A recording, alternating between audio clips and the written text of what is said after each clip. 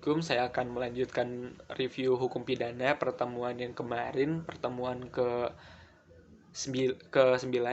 Langsung saja.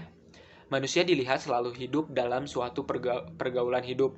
Manusia ini ditakdirkan oleh Tuhan untuk hidup bersama dengan sesama manusia dan dilengkapi dengan alat-alat yang diperlukan. Sila pertama, kedua, dan ketiga. Ini berdasarkan asas-asas Pancasila atau negara dalam Pancasila yang mencakup negara-negara. Manusia ini ditakdirkan oleh Tuhan untuk hidup bersama dengan sesamanya. Manusia dengan melengkapi dengan alat-alat yang diperlukan. Sila pertama, kedua, dan ketiga. Untuk menunaikan kodratnya, manusia ingin hidup dengan bahagia, yaitu sila kelima, dengan jalan musyawarah yang berada di sila keempat. Untuk hidup bahagia itu, suatu kelompok manusia atau bangsa berorganisasi dalam negara. Karena besarnya jumlah manusia sekelompok tadi, maka kelompok ini mengadakan perwakilan MPR, suatu penjelmaan rakyat Indonesia yang merupakan penyelenggaraan negara tertinggi. Jumlah manusia dalam MPR terlalu besar untuk mengadakan tindak yang efektif untuk mencapai tujuan hidup bahagia.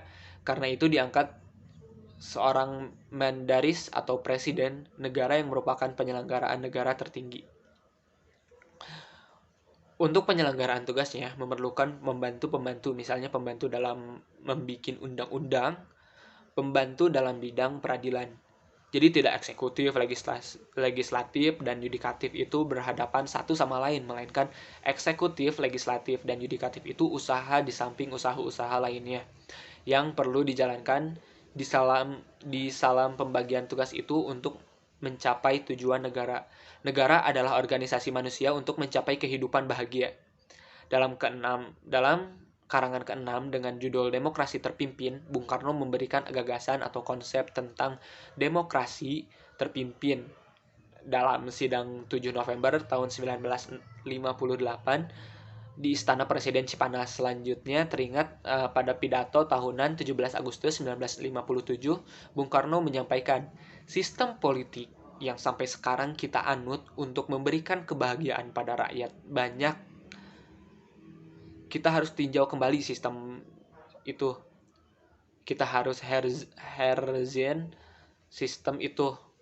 Dari hal itu dapatlah bahwa dengan demokrasi terpimpin itu beliau hendak menyepakati yang pertama, suatu sistem politik yang terbaik dan tercocok, suatu sistem politik yang memberi kebahagiaan kepada rakyat Indonesia, suatu sistem politik yang lebih sesuai dengan kepribadian bangsa Indonesia, lebih sesuai dengan bangsa Indonesia. Sekian dari saya. Wassalamualaikum warahmatullahi wabarakatuh.